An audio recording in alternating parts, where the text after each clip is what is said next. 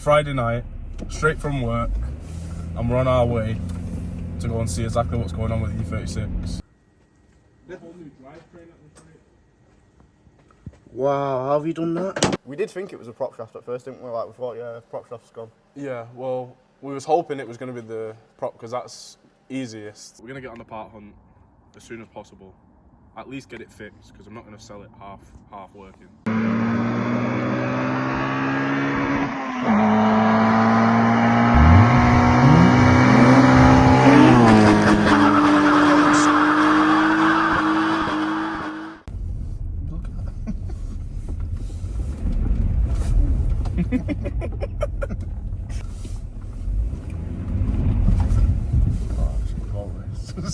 This is our only working car, bro. Don't break this one. Right, so I feel like this is deja vu. Like, how many times can we do the same thing over and over again and expect a different result? I've got Wiggy out here today, Friday night, straight from work, and we're on our way to go and see exactly what's going on with E36 and what the issue is. I've got a sneaky suspicion of what I think it is.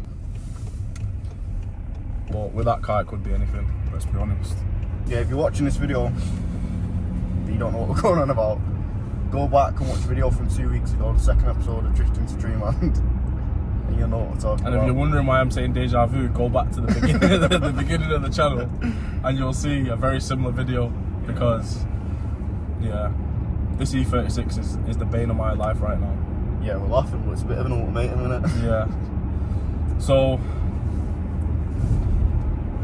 if you're on this channel, we're suspecting that you're a petrol head or you're into modified cars or cars in general. And with modifying cars comes problems. With modifying BMW comes problems. No. You can't be saying that, bro, because your car's sat on the drive for nearly 12 months. Yeah, so but once it's running, that's it. You heard it. We'll see. You built it, so so I'm not putting my faith in that. But yeah,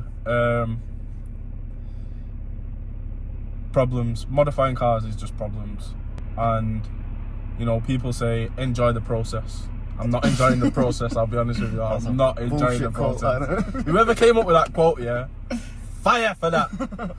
Nah, whoever came up with that needs serious help because. I'm not enjoying the process, I'll be honest. And it's kind of at the point now where I've put so much money into this car, getting it to where it is now, which it's still a shed, let's be honest, but it still cost me a lot of great British pounds that I worked hard for.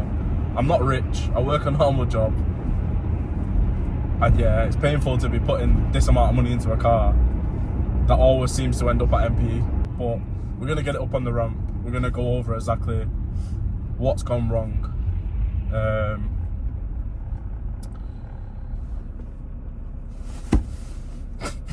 Are you correct dropping your door, bro? Rattling.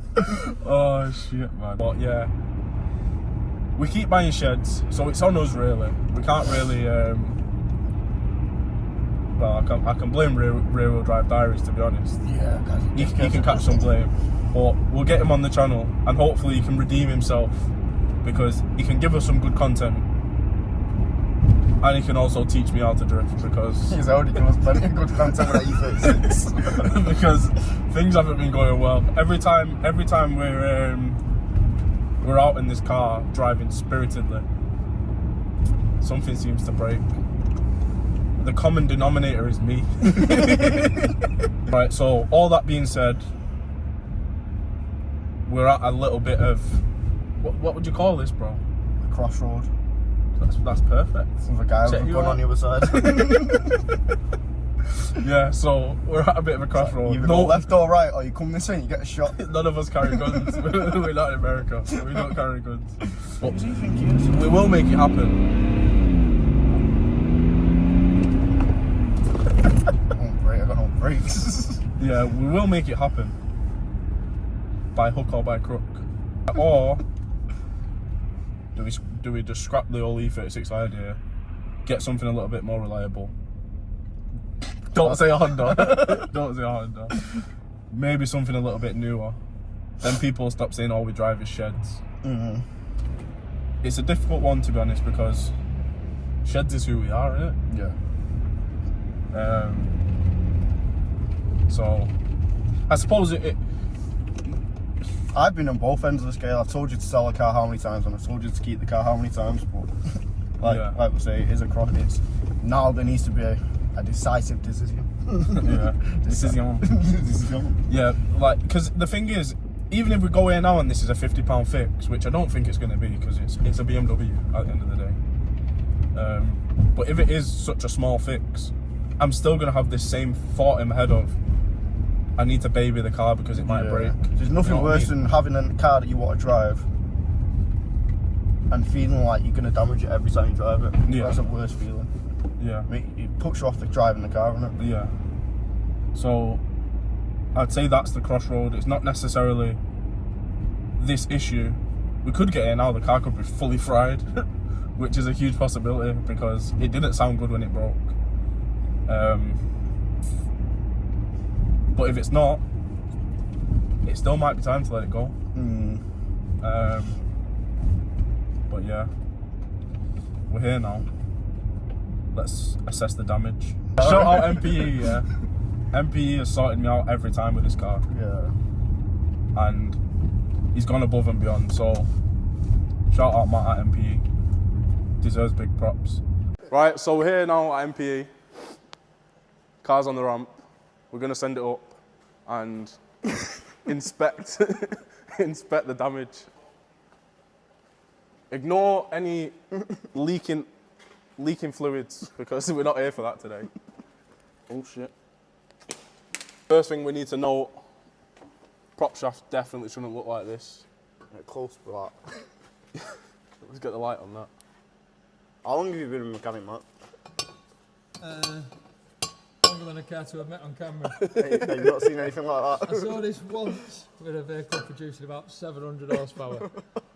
So if you just get your camera. So does that make me a good driver or a bad one? It's abusive, man. We did think it was a Propshaft at first, didn't we? Like, we thought, yeah, Propshaft's gone. Yeah, well, we was hoping it was going to be the prop because that's easiest. We knew it wasn't the drive shafts because we checked them and we replaced them and we've done a good job. But it's not only the prop that's gone. So Matt was doing further inspections, and can you tell us what you found, Matt? Yeah, so basically just carried out a driveline inspection. Simply turning the prop shaft. So you can see the flanges turning, that's hand driven. And the drive shafts and the wheels aren't turning. Zero movement. And for a vehicle with a welded diff, that's bad news, that. So every now and then it finds a tight spot. So what's that? Is that it catching a tooth? Yeah. Right. And There's not many left, is there? We've got lift off, we've got lift off. Movement on one wheel. Should be constant drive across both. And you can hear it's making noises and locking up on something. So I reckon that the welds have given in the diff. The plate or the welds have gone through the diff, locked the diff, and then subsequently snapped the prop. So I'll go back to my earlier question. Does that make me a good driver or a bad driver? It's heroic, man. It's heroic. Game plan.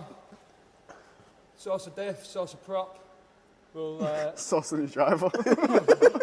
source some mechanical sympathy. We'll get the diff welded, get the diff and prop swaps, and you should be good to go. Yeah. I think you said about doing the trailing ambushes whilst we're here. Yeah. We've got various leaks under here as well that will be addressed at some point. But for now, we're helping the environment, let's say.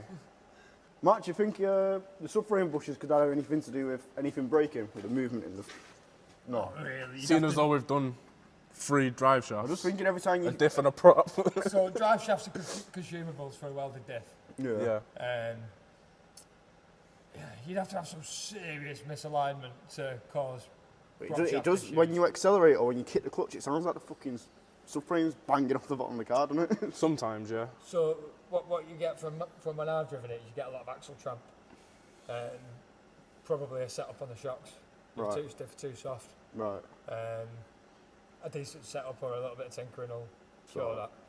So what's that equivalent to wheel hop? I only speak from wheel drive. Yeah. It's a man's version.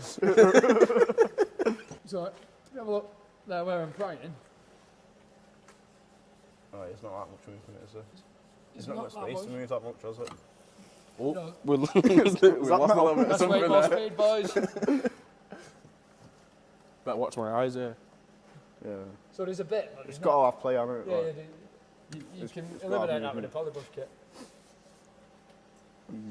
What do you reckon it is then? Just the disc been welded for a while and it's give way? Yeah, That's it? pretty much. A clutch kick is shock holding the drive. Yeah, so. yeah. There you have it then. It's not driver error. It's not driver error. I'll take that.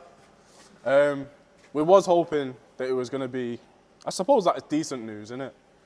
But we was hoping for better news that the car was going to be coming out today. It's not looking like that. But we've already been, well, my mate here has already been sourcing parts and we're hoping to get it all sorted pretty quickly. Yeah, so for today we're going to get the car back off the ramp, roll it outside, back into its natural habitat outside MPE where it belongs. And yeah, source the parts. All right, let's fucking get it down, innit? Yeah.